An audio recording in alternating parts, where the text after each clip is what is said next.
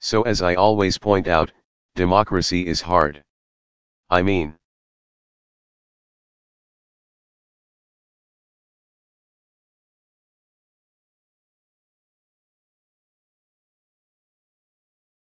I think that many of the things that are said about me are terribly unfair.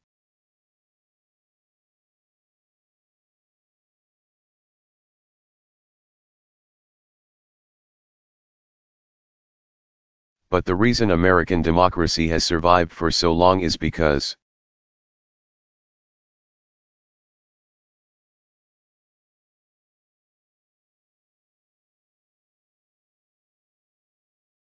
people, even if they're wrong, have a right to say what they think.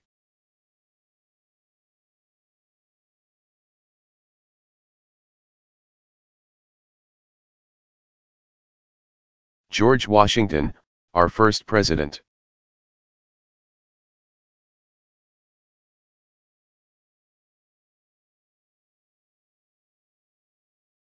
He complained terribly about some of the foolishness that was said about him.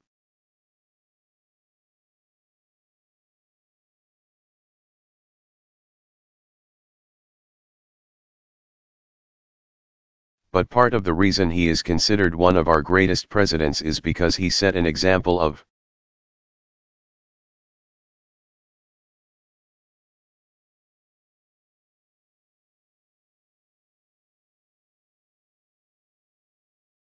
recognizing that if democracy was to work, then you had to respect the rights of even those people who you disagreed most with.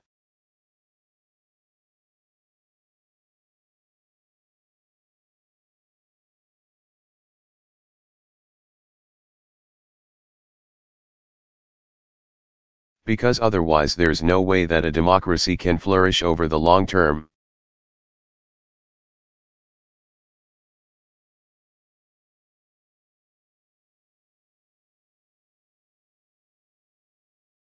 So these are things that I said publicly when I was in Myanmar, when I was in Malaysia, rather.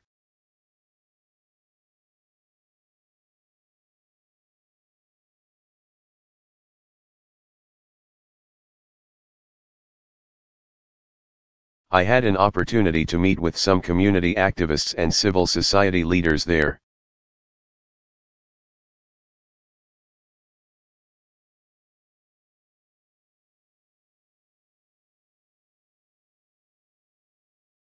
And this is something that I say everywhere we go.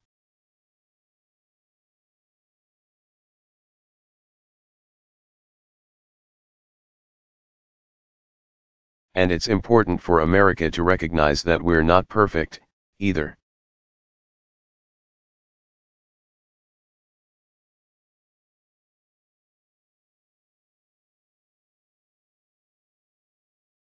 And so we have to make sure that we are constantly seeing how do we improve our democracy.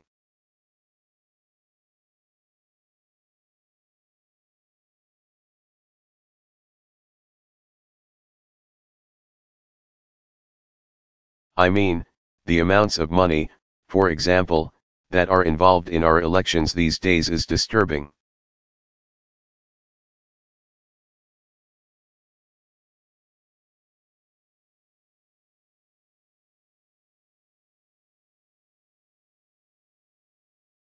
Because it makes it seem as if a few people have more influence in the democracy than the many.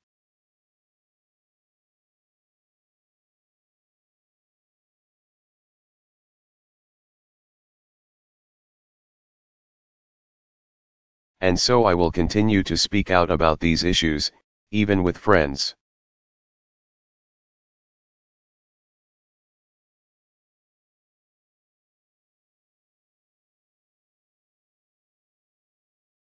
Maybe sometimes we are even more willing to say something when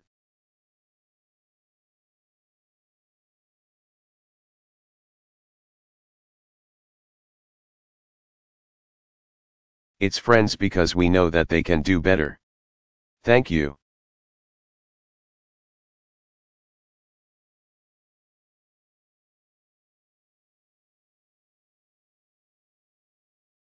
Yes, sir.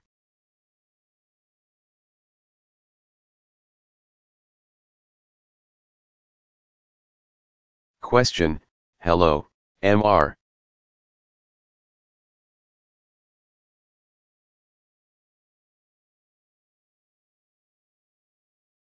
President. I am from Indonesia. I am working with the Ministry of Finance.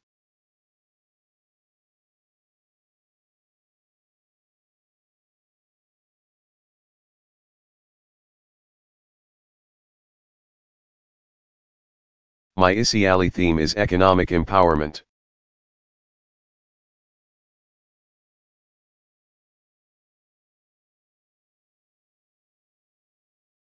My question is, what is your expectation about economic relationship?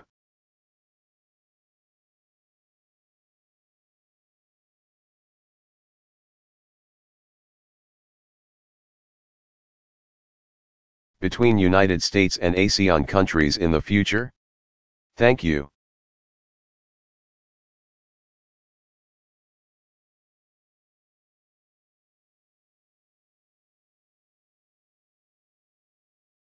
President Obama, well, we already have a very strong economic relationship.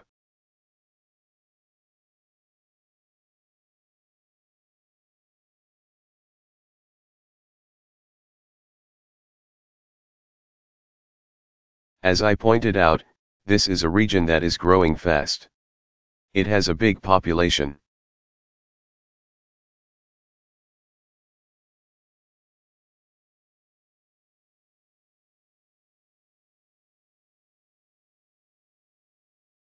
You have very hard-working people, entrepreneurial people. I expect it will.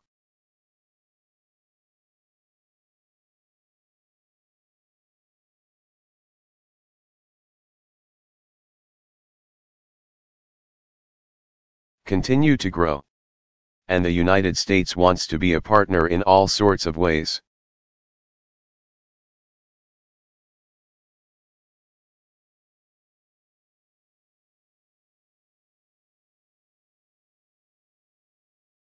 Trade is the most obvious and important relationship, economically.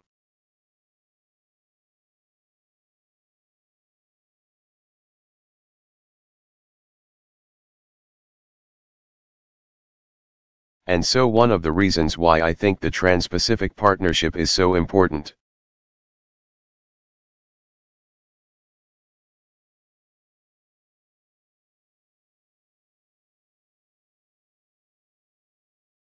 Is because it sets up a set of principles to ensure fair trade between countries.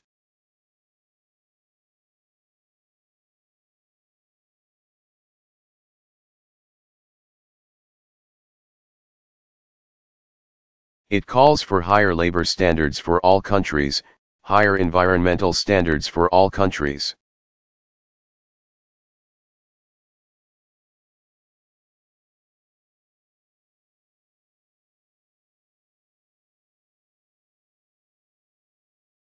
It makes sure that countries are being treated companies are.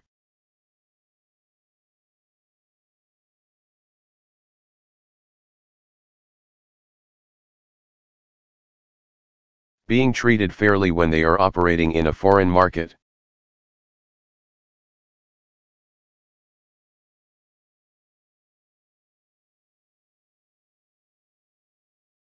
And there's the potential, I think, if we get this right and completed in the next few months.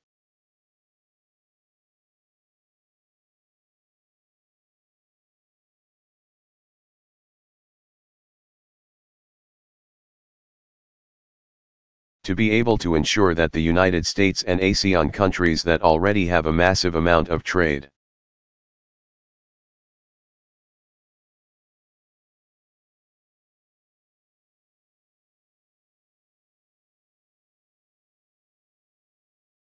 That's able to increase and that there's more opportunity for everybody.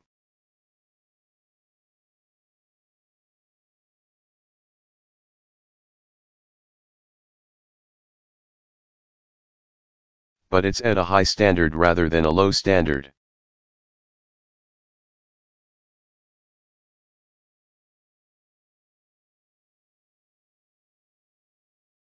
Part of the goal for ASEAN countries, most of them are now entering into a stage of development where they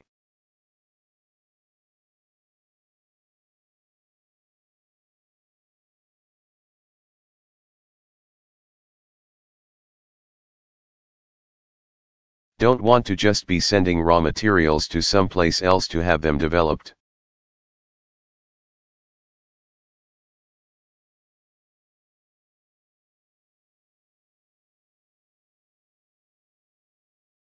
They want to be creating value, starting their own businesses, making sure that they are part of the 21st century economy.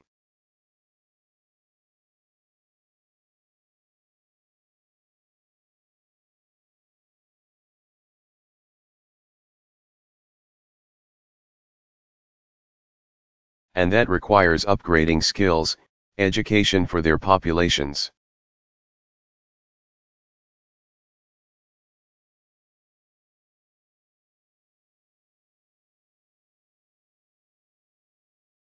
We think we can be helpful in those areas.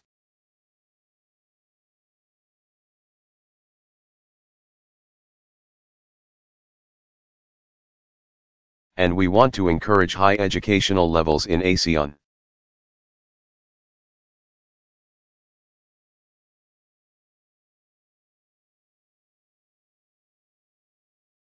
Countries, because then it's less likely that workers are exploited.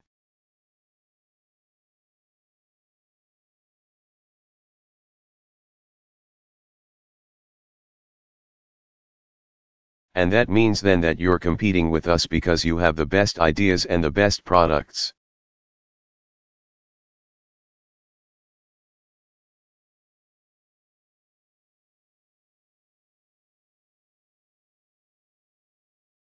As opposed to just you have the cheapest labor.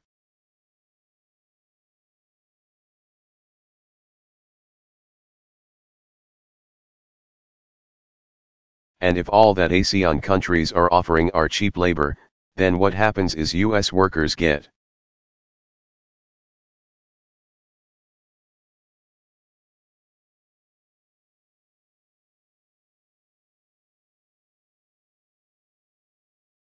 hurt, and you don't necessarily see an improvement in standards of living for those ASEAN countries.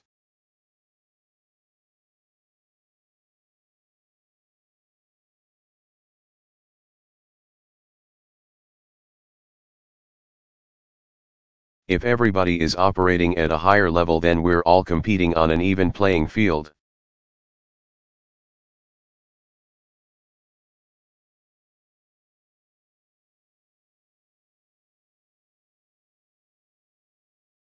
And over time that will result in more growth and more development in ASEAN countries.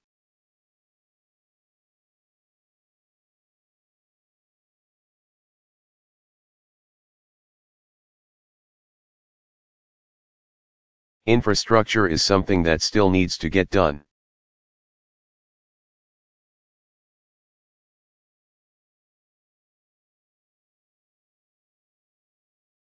I think there is still underinvestment of infrastructure in that region.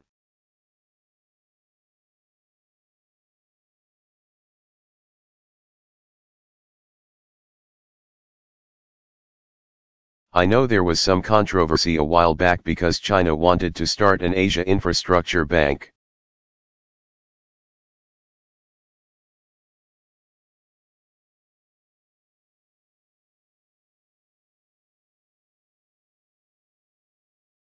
We haven't yet signed on to participate.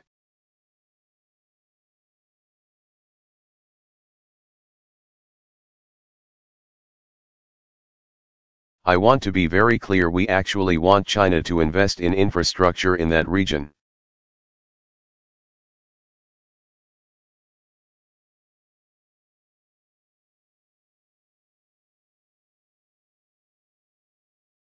We want to make sure that the investments are actually good for the people in those countries.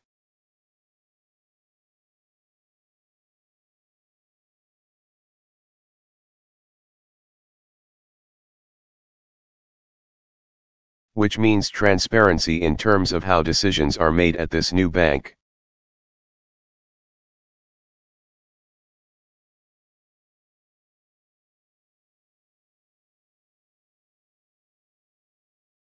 but will continue with the Asian Development Bank and the World Bank and other institutions.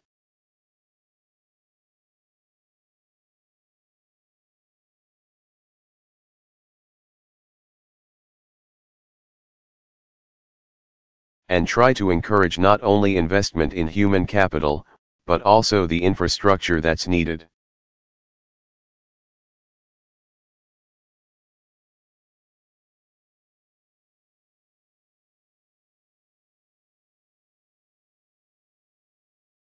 And finally, I think sustainability is going to be critical.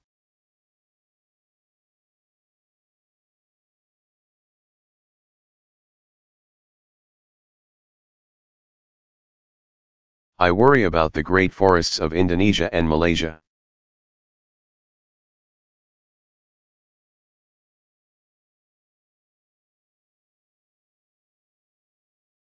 If those all just become palm oil plantations, and deforestation continues at the same pace it has,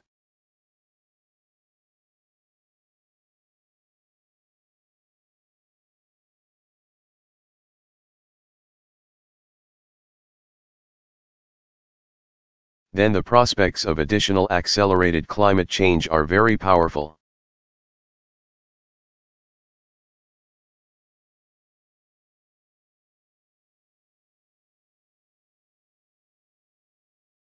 Not to mention the loss of species and biodiversity.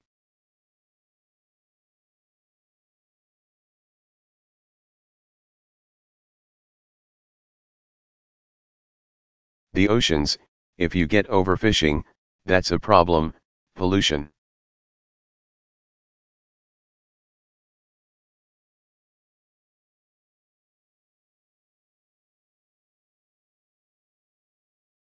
Given how populated these areas are.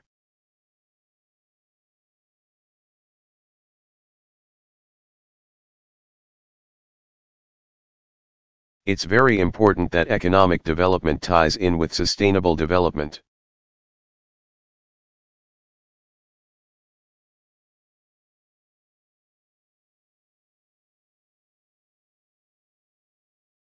Otherwise, I think we'll all have problems.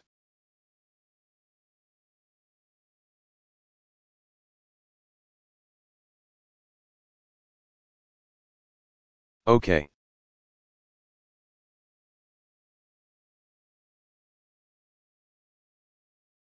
That's good. So, young lady right here.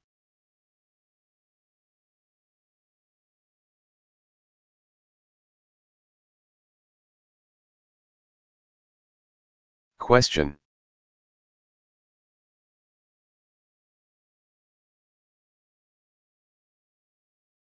President Obama, Mabuhay.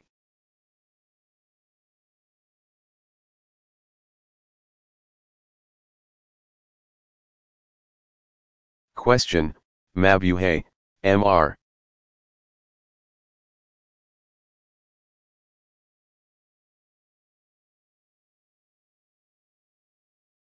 President.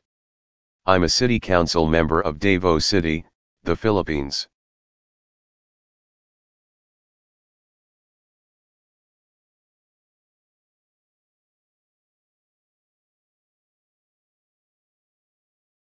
There are a handful or there are a few elected officials, some are Isiali fellows.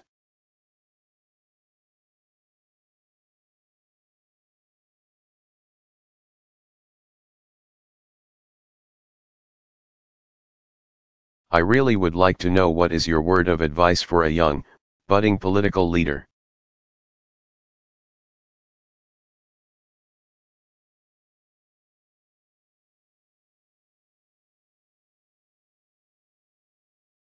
Young legislator, elected official like me in a developing democracy like the Philippines. Thank you.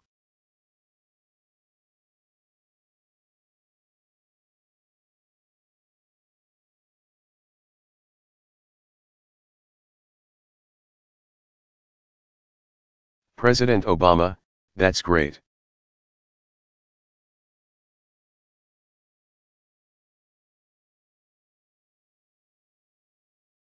Well, I think my first advice is don't be shy, and obviously you're okay. I think you're doing to do great.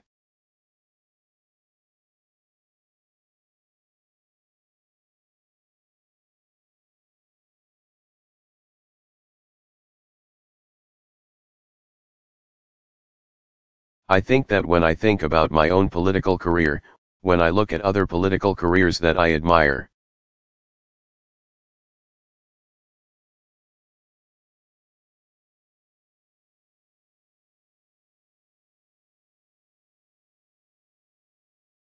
I think the most important thing is to have a sense of principle and why you're in public service.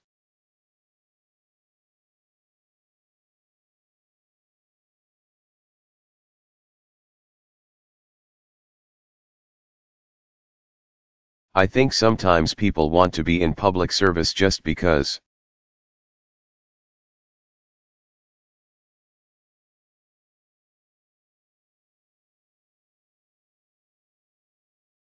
they like seeing their name up in lights, they like being important.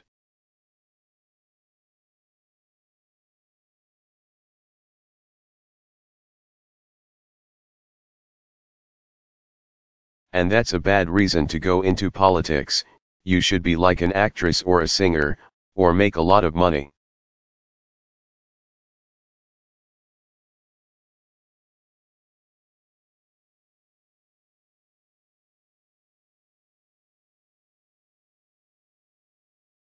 But if you're going into politics and public service,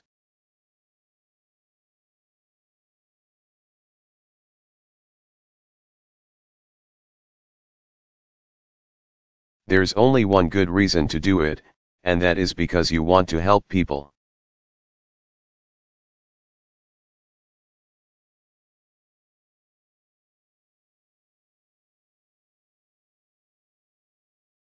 And you should know what it is that you stand for and what you believe in.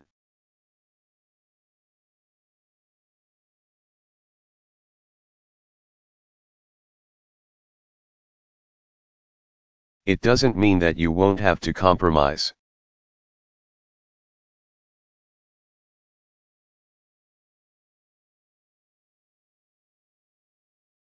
It doesn't mean that you might not change your mind about an issue.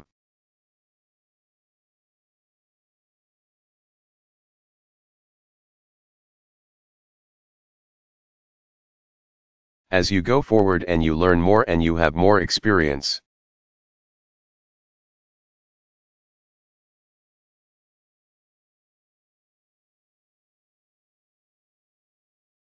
but you should have something inside of you that says,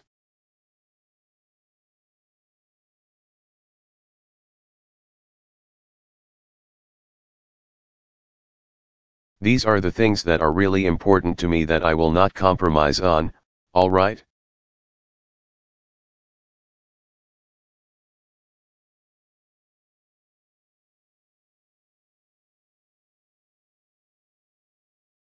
So for me, throughout my political career, even before I was in politics and I was just working as a community organizer,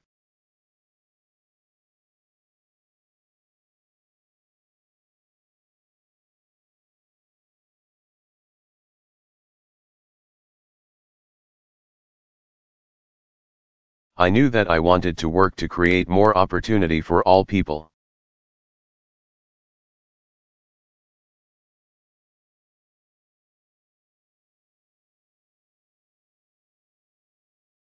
That my orientation was always how does this help the poor or the marginalized.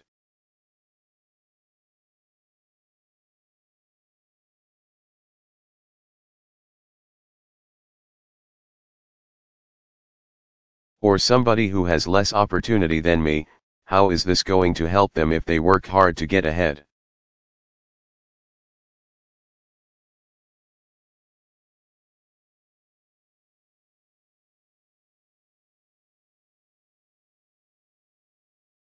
I know that one of the important principles for me has always been treating everybody fairly.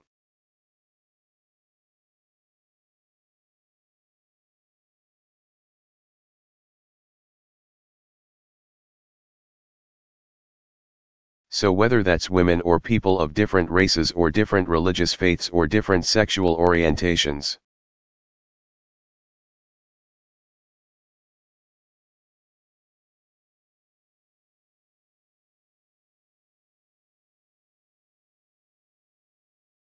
That one of my core principles is that I will never engage in a politics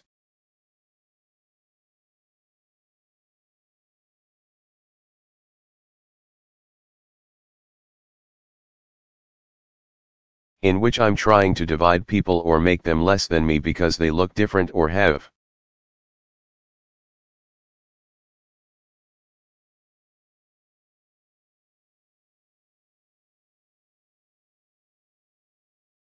a different religion. That's a core principle. That's not something I would violate, right?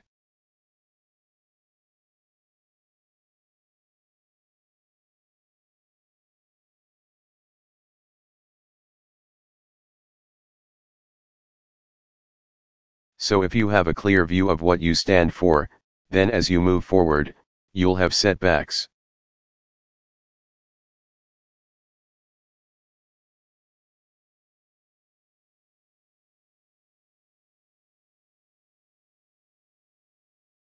There will be times where you didn't succeed.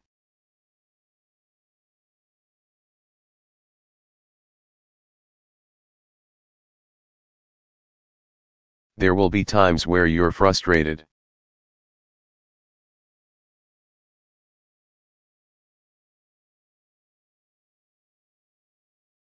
There will be times you might even lose an election sometimes.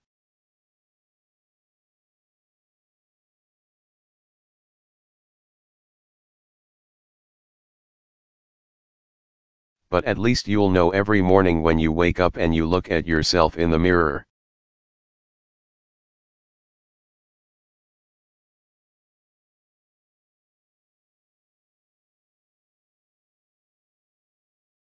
I know who I am and why I'm doing what I'm doing.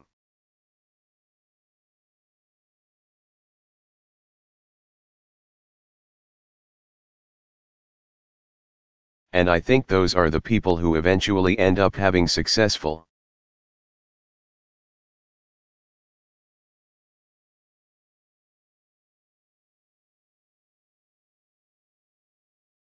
Careers because people sense that integrity and that leadership.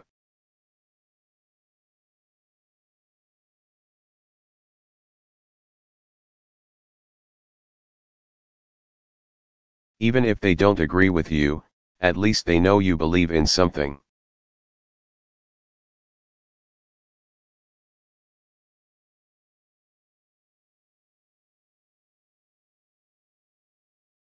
And unfortunately, too many politicians, they're just climbing the ladder but they don't know why.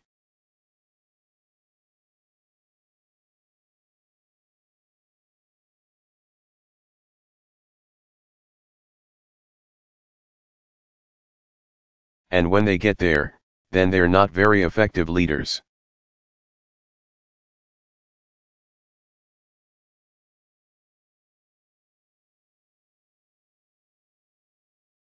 Or they become much more subject to the temptations of corruption because all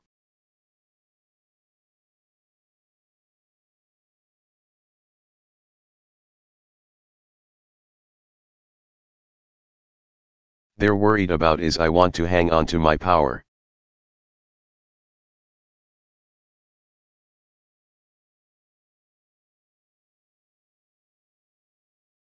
And I'm willing to give up anything, and you have to be willing to lose something for your principles.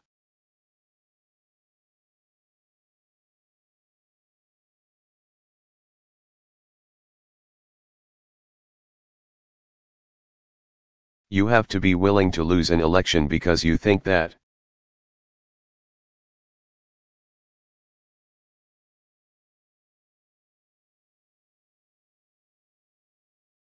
There's something that's more important than you just winning an election.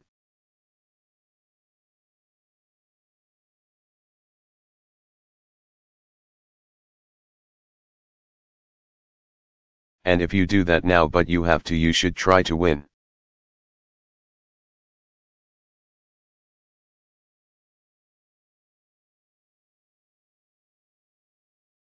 I'm not saying you should try to lose.